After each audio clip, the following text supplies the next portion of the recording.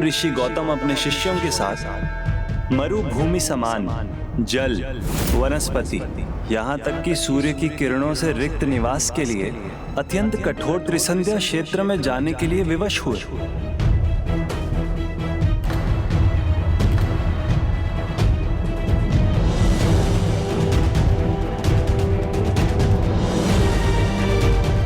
यहाँ तो जीवित रहने के लिए कुछ भी नहीं है। ऐसा लगता है कि यहाँ अकेले पड़े हुए ही हम सभी की मृत्यु हो जाएगी। नहीं वत्स, भगवान अपने भक्तों को कभी अकेला नहीं छोड़ते। जो भक्त प्रभु की भक्ति में झुक जाता है वो कहीं भी खड़ा हो सकता है। मुझे विश्वास है उनके आशीर्वाद से त्रिसंध्या क्षेत्र का ये मरुस्थल भी हरा भरा होकर पवित्र धाम बन जाएगा।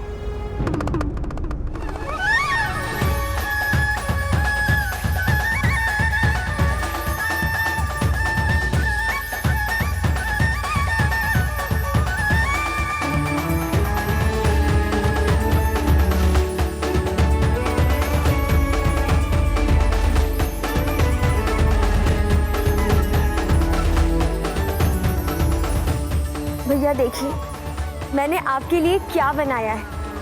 अब तो आपको आपकी बहन की इच्छा पूर्ण करनी ही होगी। रक्षा सूत्र का बंधन मैं बांधूंगी, तो भार तो आपको देना ही होगा। अब तो अपने समान पुत्र प्राप्त करने का आशीष दें।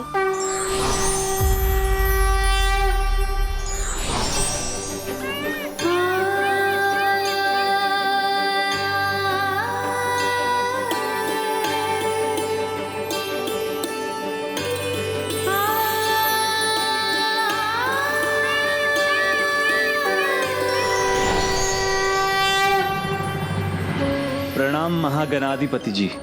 प्रणाम हे परम श्री कृष्ण। मेरे आने का एक विशेष कारण है। मुझे ज्ञात है आपके मयूरेश्वर अवतार का समय भी निकट है और मेरी बहन पार्वती का आपको पुत्र रूप में पाने की इच्छा के पूर्ण होने का समय भी आ चुका है।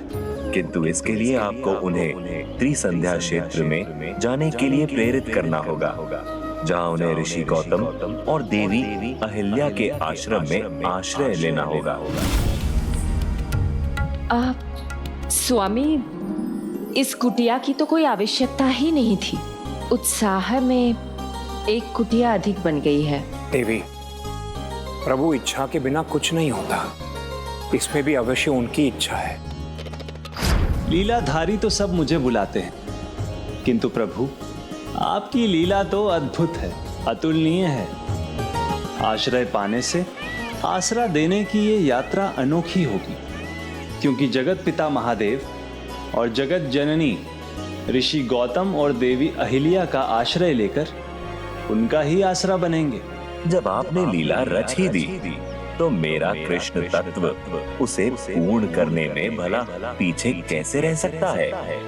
और जब भक्त भक्ति और सेवा से अपना कर्तव्य निभाए तो फिर भगवान को भी तो अपने भक्त को सुरक्षा और समृद्धि दोनों प्रदान करने चाहिए। जगत पिता महादेव और जगत माता देवी पार्वती त्रिसंध्या क्षेत्र में रहेंगे, तो उस बंजर भूमि में भी समृद्धि के अंकुर फूट पड़ेंगे, भक्तों के कष्ट दूर होंगे। मेरा आवाहन तो मेरी बहन बहुत समय से कर रही है। अब मैं जाकर उन्हें त्रिसंध्या क्षेत्र में जाने के लिए मनाता हूँ, और अब नहीं गया तो वो रूठ जाएंगी, और रूठी बहन को मनाना तो और भी कठिन कार्य है। अवश्य प्रभु परम श्री कृष्ण, मैं चाहता हूँ कि आप शीघ्रता करें, जिससे मैं उनका पुत्र बनकर जन्म ले सकूं।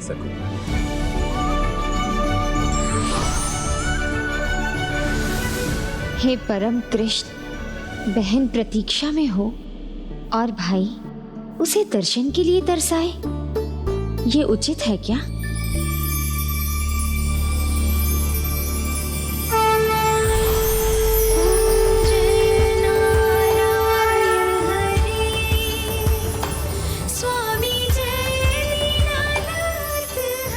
नहीं बहन, आपके हाथ अब मुझे सिर्फ आशीर्वाद देने के लिए ही उठने चाहिए। अच्छा, पहले तो मुझसे इतनी प्रतीक्षा करवाई और अब मीठे बोलों से बहला रहे हैं। चलिए तो शीघ्र मेरी इच्छा पूर्ण कीजिए। अंतर्यामी है आप, तो आपको तो मेरी इच्छा ज्ञात होगी ही। ज्ञात होने पर भी उसे समझना कठिन है। मेरे जैसी संतान चाहिए आपको। आपको संतान रूप में पाने की इच्छा क्यों नहीं होनी चाहिए मुझे?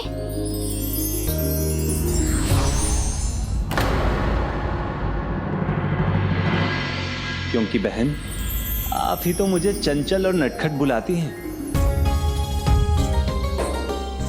वो तो है, किंतु क्या कहूँ, आपके कुछ गुण ऐसे हैं जिनका ध्यान कर मैं सब भूल जाती हूँ।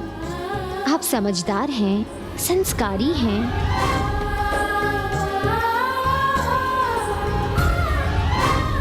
अब आपकी ये इच्छा तभी पूर्ण होगी जब आप मेरी इच्छा पूर्ण करने का आशीष देंगे। भ्राता हूँ, अपनी बहन को किसी कष्ट में कैसे देख सकता हूँ। मैं आपको आशीष देता हूँ। मेरे तत्वों से परिपूर्ण आपको एक संतान की प्राप्ति होगी, जिसकी बाल लीलाएं अद्भुत होंगी।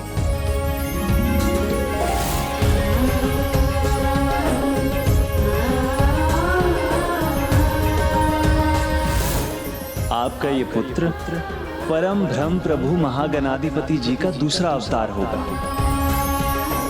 जिनका नाम होगा मयूरेश्वर। मयूरेश्वर, मयूरेश्वर।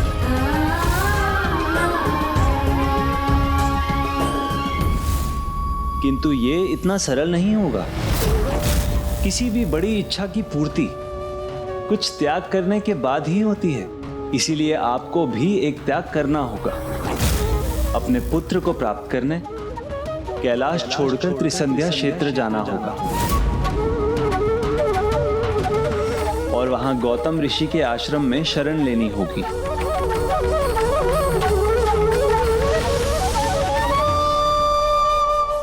आश्रम तो तैयार हो गया देवी।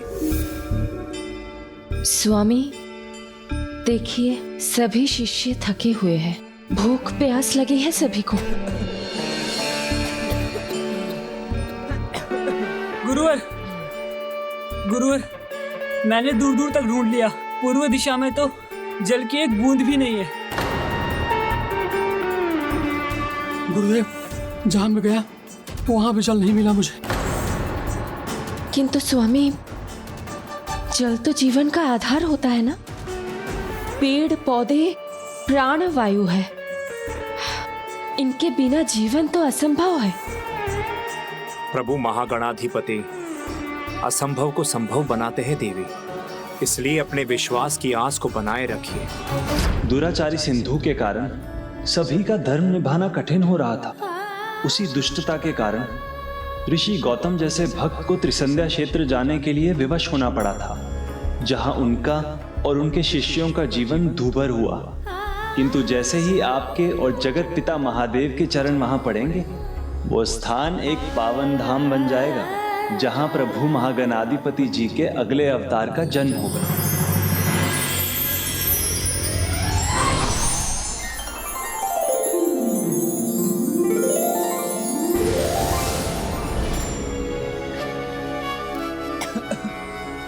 अब तो ये प्यास मुझे भी सहन नहीं हो रही। गुरुदेव, किसी भी दिशा में कहीं भी जल नहीं है। सभी दिशाओं में नहीं। उत्तर दिशा से अभी तक सूचना नहीं आई है। हमें अपने विश्वास को जगा कर रखना होगा वत्स। गुरुदेव, जल की एक बूंद भी नहीं है। दुष्ट सिंधु ने हमें यहाँ आने तो दिया, क्योंकि उसे ज्ञात था कि यहाँ जीवित रह पाना भी असंभव के समान है। क्षमा करें गुरुदेव, परंतु जहाँ जल की आवश्यकता हो वहाँ विश्वास क्या कर सकता है? विश्वास पर्वत हिला सकता है वत्स। धरती की अतल गहराई से जल निकाल कर ला सकता है। मुझे पूर्ण विश्वास है प्रभु ने हमें यहाँ भेजा है तो हमारा ध्यान भी रखेंगे। हमारी भूख प्यास मिटाने के लिए यदि माता अन्नपूर्णा को भेजना पड़े तो वो भी कर सकते हैं।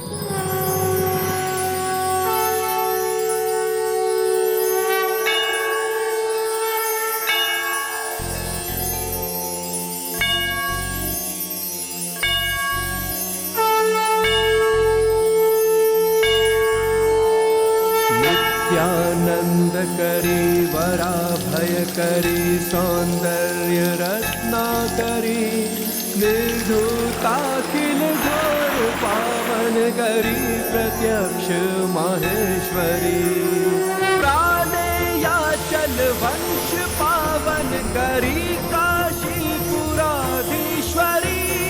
भिक्षा में कृपावलंबन करी माता अन्नपूर्णेश्वरी।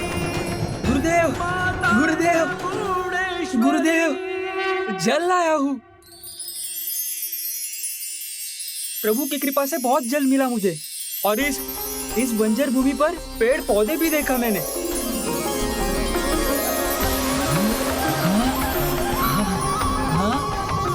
अद्भुत, सर्वथा अद्भुत। ये तो चमत्कार हो गया। बंजर धरती भी हरी भरी हो गई गुरुदेव। स्मरण रखिए शिष्यों, जब विश्वास होता है तो स्वयं भगवान आशीर्वाद देने के लिए आ जाते हैं।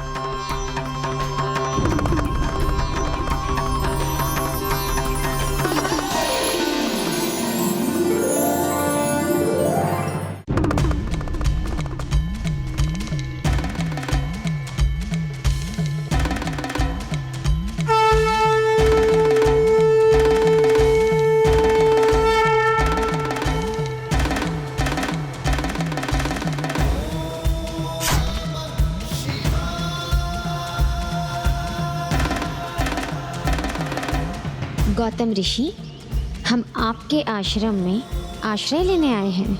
ये क्या कह रही हैं आप माता? मैं एक साधारण भक्त हूँ और भक्त अपने भगवान को आसरा केवल अपने हृदय में दे सकता है। ये सब कुछ आपका ही तो दिया हुआ है। प्रभु, माता, आपका यहाँ स्वागत है। आप यहाँ आए, हम कृतार्थ हुए। आप आइए प्रभु, आइए माता।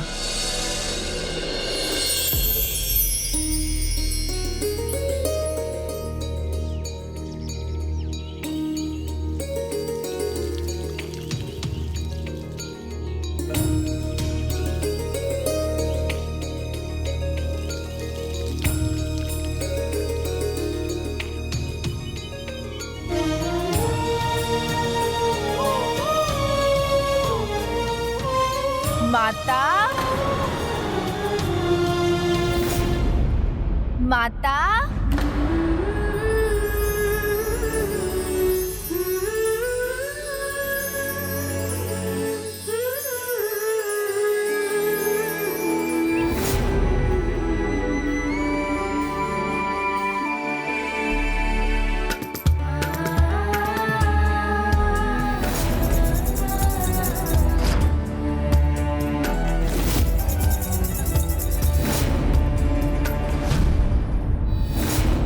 इस प्रकार समय बीतता गया और देवी पार्वती त्रिसंध्या क्षेत्र में प्रभु महागणाधिपति जी के जन्म की प्रतीक्षा में व्याकुल हो रही थी। और वहीं स्वयं को भगवान घोषित करने वाले महापापी सिंधु का आतंक संसार में बढ़ता जा रहा था।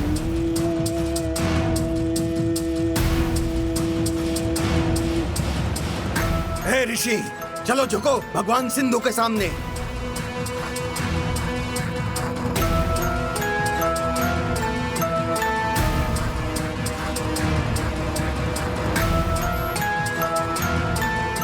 जो शीश भगवान के सामने झुकना चाहिए वो इस असुर के सामने कदापि नहीं झुकेगा। मूर्ख ऋषि,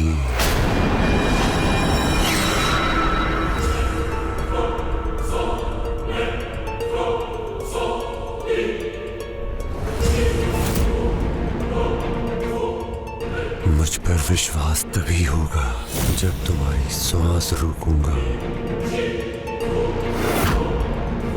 कांपो मत, भगवान सिंधु सभी को उचित प्रसाद देते हैं। लेकर जाओ। जिसने भी ओम सिंधु सराय का जाप नहीं किया उसे मिलेगा प्रसाद, और उससे भी पेट नहीं भरा तो डाल दो।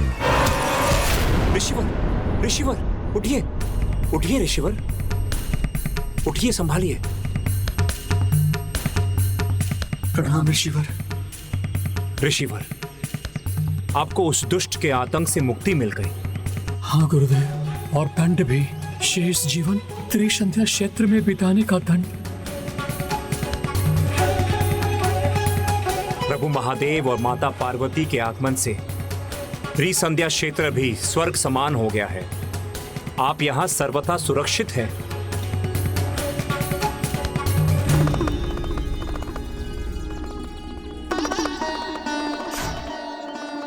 प्रणाम प्रभु। प्रणाम देवी अहिल्या।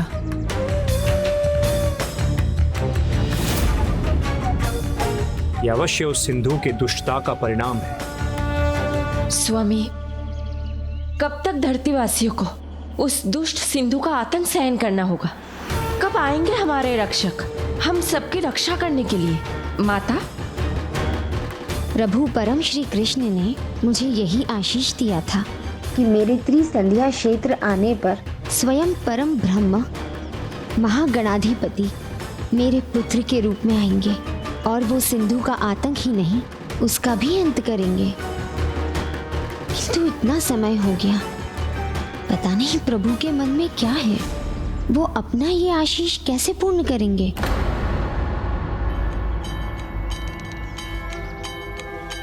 जिस प्रकार हम अपने भक्त की भक्ति की पुकार सुनकर उनके पास जाते हैं, उसी प्रकार आपको भी अपनी भक्ति का प्रमाण देना होगा।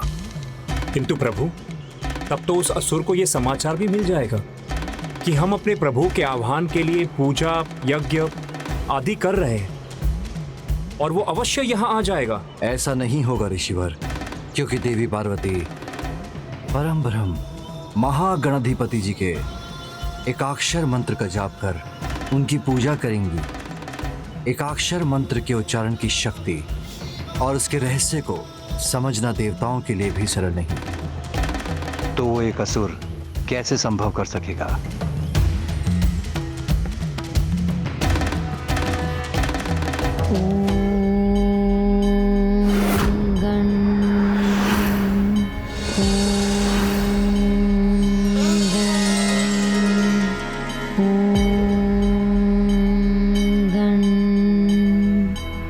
एक और देवी पार्वती निरंतर जाप में लीन थी, तो दूसरी ओर देवी अहिल्या देवी पार्वती का ध्यान रख रही थी और ऐसा 12 वर्षों तक चलता रहा।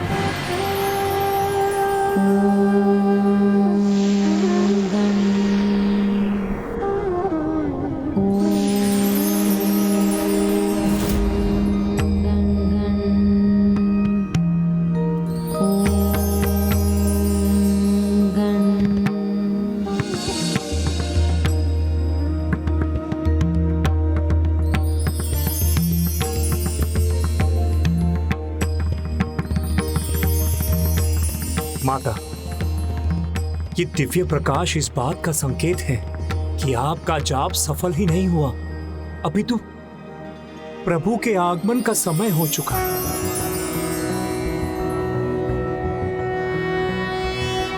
नमस्ते ब्रह्म रूपाय विष्णु रूपाय ते नमः। नमस्ते रुद्र रूपाय करि रूपाय ते नमः। विश्वरूप स्वरूपाय नमस्ते ब्रह्मचारिणे। भक्त प्रियाय देवाय नमस्तुभ्यं विनायक। ओम सिद्धि बुद्धि सहिताय महागणपतये नमः।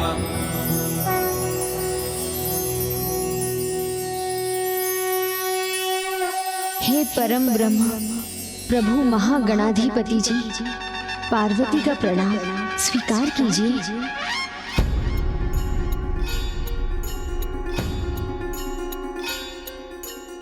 आज आप मेरा प्रणाम स्वीकार कीजिए, क्योंकि एक पुत्र का अपनी माता को आशीर्वाद देना शोभा नहीं देता। समय आ गया है कि मैं आपके पुत्र रूप में आपकी ममता का आनंद लूं। माता, अपने पुत्र से ये शब्द सुनने के लिए और कितनी प्रतीक्षा करवाएंगे प्रभु?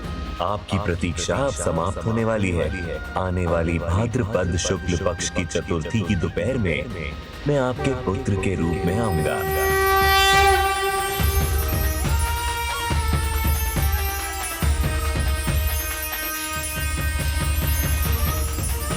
आने वाली भाद्रपद शुक्ल पक्ष की चतुर्थी की दोपहर में मैं आपके पुत्र के रूप में आऊंगा।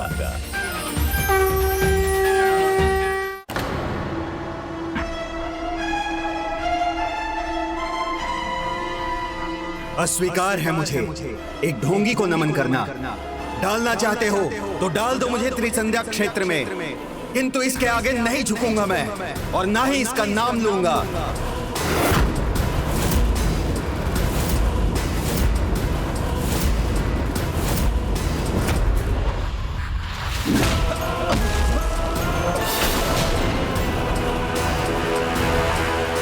चाहे तुम कुछ भी कर लो, मैं नहीं झुकूंगा। नष्ट होगा, कष्ट मिलेगा तो भ्रम नष्ट होगा। जानोगे, मानोगे, भगवान मुझे।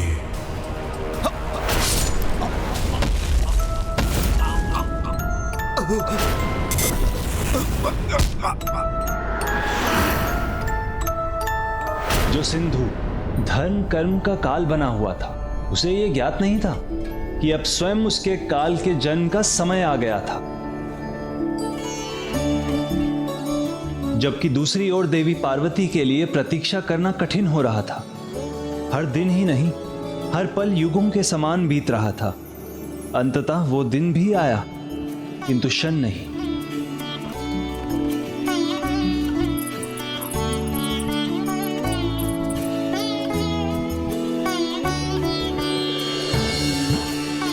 इतने शुभ दिन की भोर में भी सभी आश्रम वासी निद्रा में लीन क्यों हैं? कुछ भी हो, मैं तो अपने पुत्र के आगमन की, उसके स्वागत की उचित तैयारी करूंगी।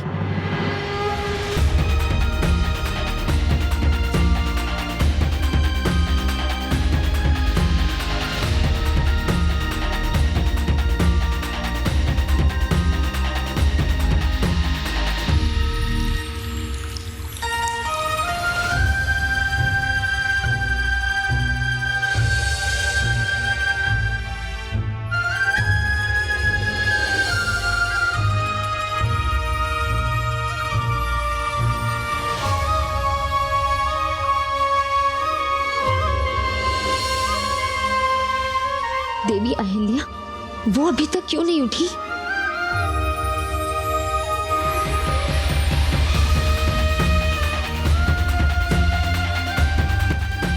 माता, क्या हुआ माता? कुछ चाहिए आपको? आपको स्मरण नहीं है क्या? आज भाद्रपद शुक्ल चतुर्थी है। जाइए, शीघ्र सबको उठाइए। आज का दिन निश्चिंत होकर निद्रा की गोद में रहने के लिए नहीं है। माता, आप चिंता मत करिए। आप जो भी कहेंगी ना, हम सब मिलकर कर देंगे। देवी अहिल्या, मैं अपने पुत्र के स्वागत में कोई कमी नहीं करना चाहती और आश्रम की स्वच्छता का दायित्व आप लोगों का है। शीघ्रता कीजिए, आप सभी पुष्पों से इस आश्रम को सज्जित कर दीजिए। भव्य स्वागत होना चाहिए मेरे पुत्र का। देवी अहिल्या, आप रंगोली बनाइए, शीघ्रता कीजिए।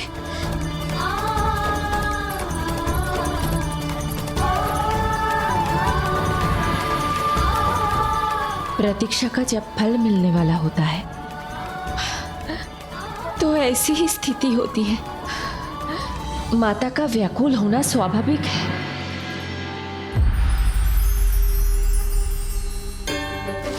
ऐसे बनाइए, इस प्रकार।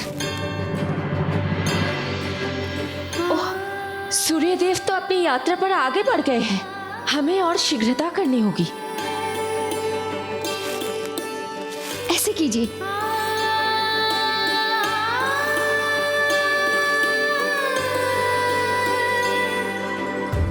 माता, माता, माता।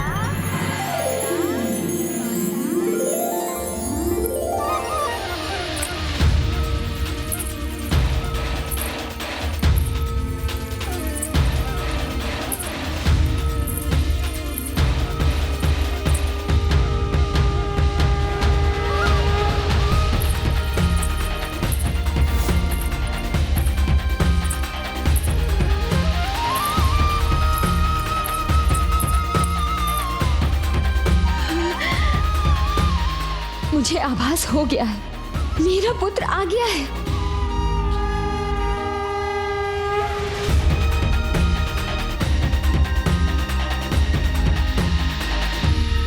माता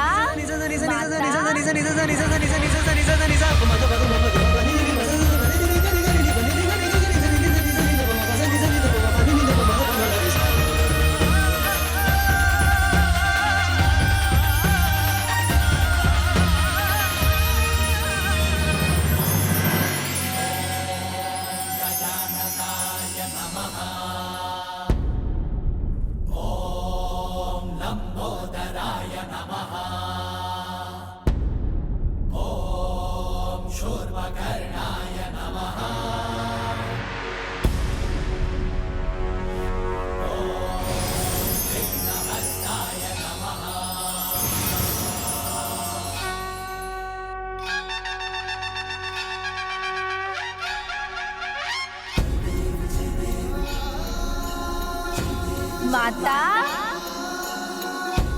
पुत्र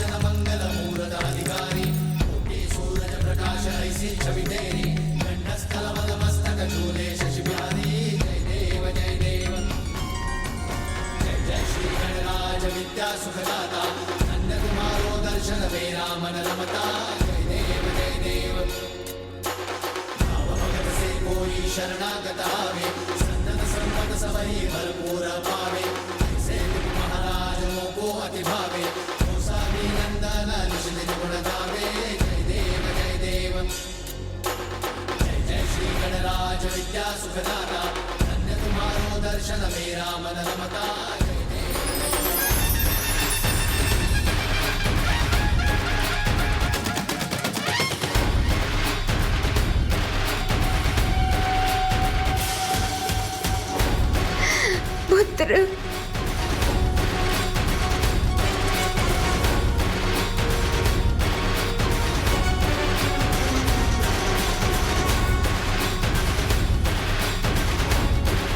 प्रणाम पिताश्री। कल्याण हो पुत्र।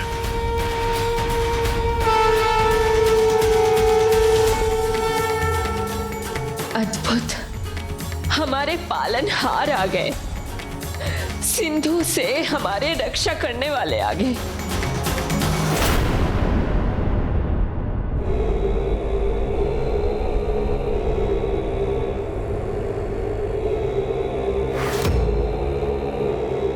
त्रिलोक के भगवान और ऐसी दुर्दशा। रुकिए देवर्षि नारद, शब्दों का जाल बुनिए किंतु सत्य कहिए। दुर्दशा मेरी नहीं, इनकी हो रही है। सत्य को आप भी पहचानिए, मानिए कि क्या ऐसे साधारण जीवों पे कष्ट करके क्या लाभ प्राप्त होगा जब वहां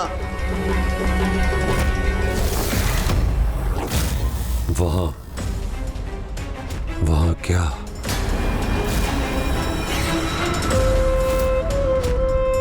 वहां कहां? वहां कुछ नहीं। यदि मैंने कुछ कहा तो मैं ही संकट में पड़ जाऊंगा। संकट नहीं, घोर संकट होगा यदि सिंधु को आपके मुख से सत्य नहीं सुनाई देगा। जो छिपा लिया है भय से, नहीं कहा वो कहिए। जब कुछ कहा नहीं तब भी आप इतने क्रोधित हो रहे हैं। यदि मैंने कुछ कह दिया तब तो मेरे प्राण ही ले लेंगे आप। नहीं, मुझे क्षमा कीजिए त्रिलोकनाथ, आज्ञा दीजिए त्रिलोकनाथ। रुकिए।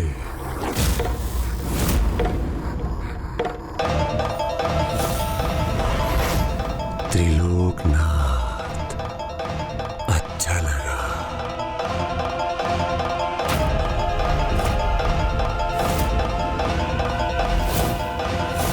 भगवान सिंधु का सम्मान आपके मुख से अच्छा लगा। चिंता छोड़िए, त्रिलोकनाथ हूं आपका, आपकी रक्षा भी करूंगा।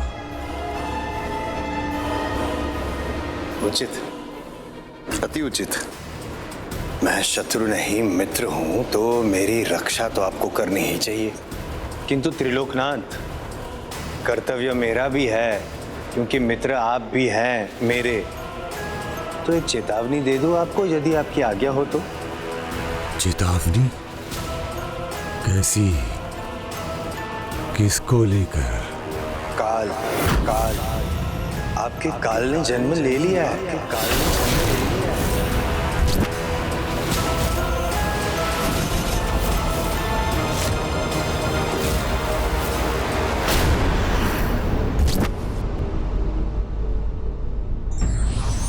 धर्म की तरंगे इतनी शक्तिशाली होती हैं कि उनके प्रभाव से कोई भी प्रतिकूल परिस्थिति अनुकूल और व्याकुल हृदय प्रफुल्लित हो जाता है।